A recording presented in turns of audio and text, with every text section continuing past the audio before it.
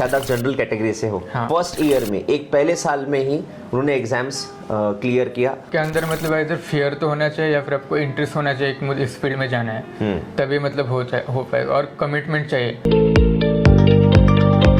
Welcome back to BS education channel. My name is Akhil Kasturkar, मैं आपका mentor.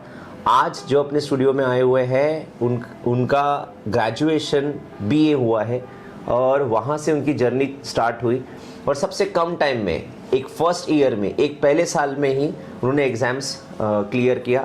आज इनके पास 3 गवर्नमेंट जॉब्स हैं। मैं पहला सवाल आपसे यहाँ से शुरुआत करूँगा। लोग कहते हैं गवर्नमेंट जॉब्स नहीं है, या एक स्टूडेंट के पास 3 गवर्नमेंट जॉब्स है। इसका सीधा मतलब है कि उन्होंने कुछ एक खास चीज़ की होगी।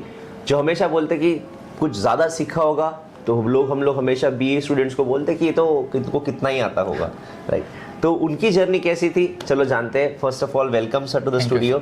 सर मैं चाहूँगा प्लीज़ आप अपने इंट्रोडक्शन से शुरू करें। सर मेरा नाम मयूर गणेश हेडव है। सर मैंने मेरा ग्रेजुएशन पुणे से किया in BA in game art and design. हाँ। उसके बाद मुझे जॉब भी लगे थे, लेकिन मुझे थोड़ा सेटिस्फेक्शन नहीं था क्योंकि वो इंडस्ट्री में थोड़े कॉन्ट्रेक्चुअल वर्क पे मतलब ज़्यादा फोकस था। ओके। और स्टेबल नहीं थी, इसलिए पेरेंट्स से भी थोड़ा प्रेशर था कि एक स्टेबल जॉब हो। अच्छा। इसलिए मैंने थोड़ा मतलब 2-3 महीने के बाद जॉब छोड़कर मैंने बैंकिंग की प्रिपरेशन को स्टार्ट की। ओके। और अभी कौन से जॉब्स में हो आप? अभी कौन सी जॉब आपको मिले गवर्नमेंट में? सर मुझे आरआरबी क्लर्क में हुआ है। हाँ। और आईबीपीएस प्योर क्लर्क दोनों में हुआ है। But it was really nice कि मैं आपको ये आज एक मिथ बस्टर है कि आज बीए स्टूडेंट ने के पास साल भर के अंदर भी उन्होंने जॉब्स हासिल किए। कुछ पॉडकास्ट में आपने सुना होगा 1.5 साल 2 साल भी लगे। एक जो लास्ट पॉडकास्ट हुआ था उसमें भी उन्होंने बोला था कि जब सब लोग सीरियस जब हो जाते हैं, डिसिप्लिन फॉलो करना चालू करते हैं, तो सिलेक्शन आना भी शुरू हो जाता है। सर उसके बारे में बात करना चाहूँगा कि आपने खुद का डिसिप्लिन कैसे रखा था। मतलब संडेज को भी आप क्या चिल करते थे, त्योहार आते थे तो क्या करते थे, उसके बारे में बताइए। सर मेरे मतलब माइंड में यही था कि 1 साल में कुछ भी हो जाए मुझे जॉब लेनी है, मतलब लेनी है। ओके। इसलिए मैंने पहले से डिसाइड कर दिया 1 साल में कुछ जितना हो सके उतने पढ़ाई करो। हाँ। क्योंकि अगले साल पता नहीं था कि मेरे अंदर उतने मतलब मोटिवेशन रहेगा या भी नहीं। वाह, राइट। इसलिए फर्स्ट ईयर में मतलब जितना हो सके उतना पढ़ाई पे फोकस किया। तो आप क्या रखते थे, दिन का डे शेड्यूल कैसे रखते थे? सुबह सर मैं 7 बजे उठता था। हाँ। 7 से 12 का एक सेशन करता था। हाँ। उसके बाद थोड़ा ब्रेक करता था, ब्रेक लेने के बाद 2 से 5 बजे। हाँ। और फिर शाम को 7 बजे से रात को 12-1 बजे तक करता था। वाह। तो जैसे लोग बोलते हैं ना संडे है एंजॉय करो, क्या उस दिन भी अपना त्योहार है वो भी एंजॉय करो, तो वो भी आप करते थे कि नहीं? हाँ मतलब थोड़ा बाहर वगैरह घूमने वगैरह जाता था। हाँ। लेकिन वो 1-2 घंटे, उसके बाद फिर पढ़ाई। मतलब उसमें भी आप टाइम निकालते थे कि थोड़ा बहुत तो पढ़ना है, कंटिन्यूटी आपने मेंटेन रखी है। ग्रेट। सर मैं आपसे पूछना चाहूँगा, आप ज़रा क्या एडवाइस करोगे स्टूडेंट्स को, जो बच्चे फिलहाल एस्पायरेंट्स है, बीएस में भी पढ़ रहे हैं, उन्हें क्या एडवाइस करना चाहोगे? मतलब आपके अंदर मतलब इधर फियर तो होना चाहिए या फिर आपको इंटरेस्ट होना चाहिए कि मुझे इस फील्ड में जाना है, तभी मतलब हो पाएगा, और कमिटमेंट चाहिए। ऐसा नहीं कि हाँ देख लेंगे अगले साल या फिर उसके साल। ऐसा क्यों मतलब कहा आपने? पर फियर होना चाहिए तो इंटरेस्ट होना चाहिए। सर क्योंकि मुझे लगता है कि अगर आप में इंटरेस्ट होगा तभी आप पढ़ाई करोगे। हाँ। अगर इंटरेस्ट नहीं होगा तो आपको फियर तो होना चाहिए कि जॉब नहीं लगे तो क्या करूँगा, अदर ऑप्शन भी है या नहीं। राइट। सो आप में क्या था दोनों में से? सर मुझ में तो फियर ही था ज़्यादा। अच्छा, बट फियर बड़ा काम आया sir. Fear you use very positively और आपने यहाँ तक के जर्नी हासिल किया।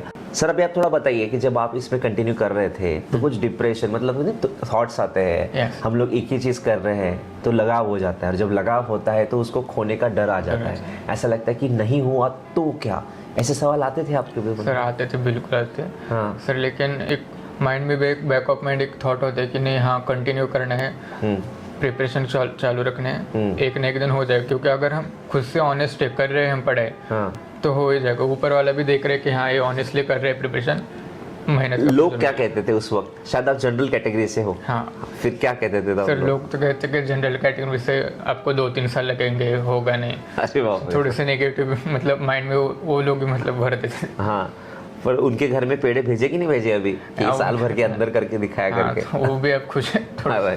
नाइस।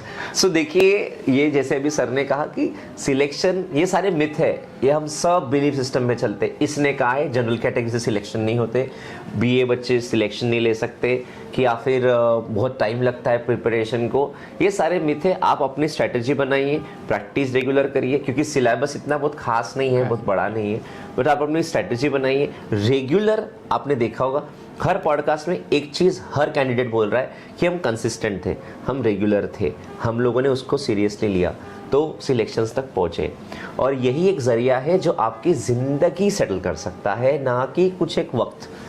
जैसे सर को जॉब लगा था, सर अभी फिर आपने वो क्या रखा है, वो आपका जो पैशन था एडिटिंग का, जो आप बोल रहे थे वेब डिजाइनिंग वगैरह, जो बोल रहे थे एनिमेशन का, सॉरी, सो वो अभी भी है कि क्या रखा है, उसको रोक दिया? सर वो अजय हॉबी में साइड में करता हूँ, लेकिन करंटली मुझे थोड़ा सा फाइनेंस और इकोनॉमिक्स के बारे में जानना है, उससे रिलेटेड मैं अभी पढ़ाई कर रहा हूँ ज़्यादा। नाइस।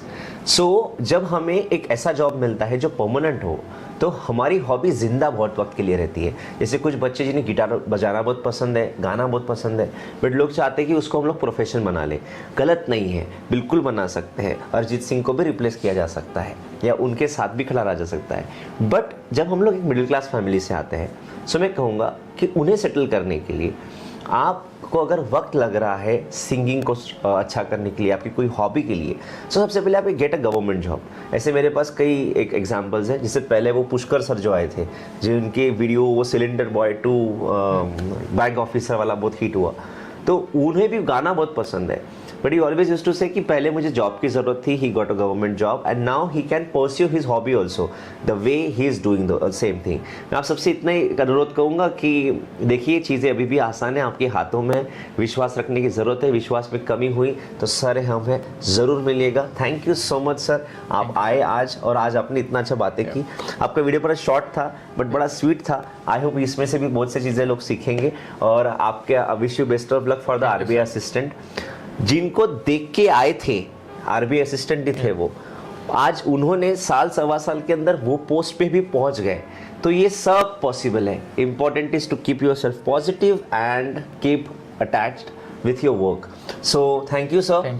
आरबीआई असिस्टेंट आने के बाद फिर से मिलेंगे, जो भी जहाँ पे भी होंगे आओगे। आई होप कि नागपुर में ही आपको मिल। फॉर्म कहाँ से फिल किया था? नागपुर से। ग्रेट। तो नागपुर में भी हमारे बहुत से कैंडिडेट लगे हुए हैं, उनके भी इंटरव्यूज होने वाले हैं, उनसे भी मुलाकात होगी, आपसे मुलाकात भी होगी and will celebrate your success again. Thank you so much. Thank you sir.